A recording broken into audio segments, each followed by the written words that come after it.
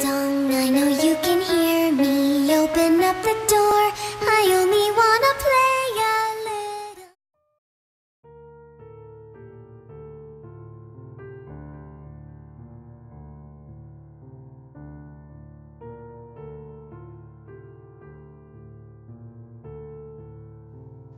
Quand j'étais petit, on me parlait souvent du monstre dans le placard. Vous savez, cet être portant plusieurs noms. Peu importe comment il se nomme, maintenant ça n'a plus d'importance. Vous savez, ce personnage de fiction est pour le moins troublant. D'après ce qu'on me disait, c'était un homme portant un chapeau et un long manteau noir. Son visage était caché.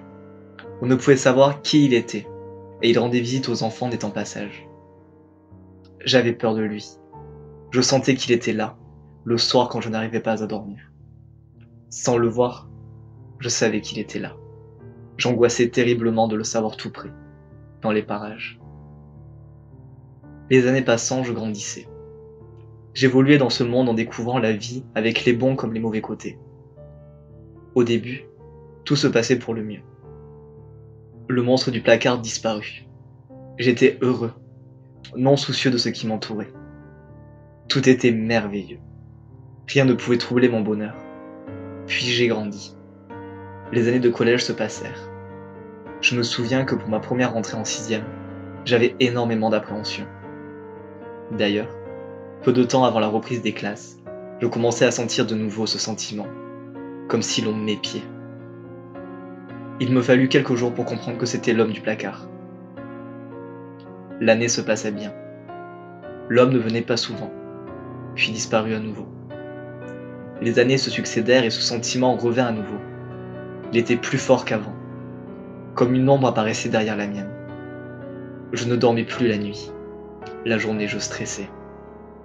À cause de lui, je me renferma sur moi-même, jusqu'à me retrouver avec lui essentiellement. Je ne voulais pas le voir. J'essayais de le fuir par divers moyens. J'essayais de modifier mon comportement, mon état de conscience. Et plus j'essayais de le fuir, plus il prenait le dessus sur moi.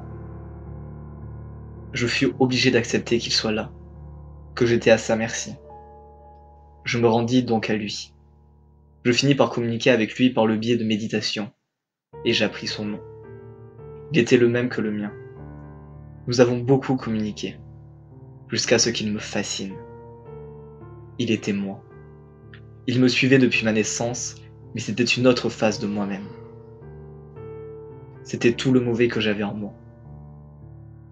Après un long moment, nous avons trouvé un terrain d'entente. Nous nous acceptons, même si le moi noir peut prendre le dessus à n'importe quel moment.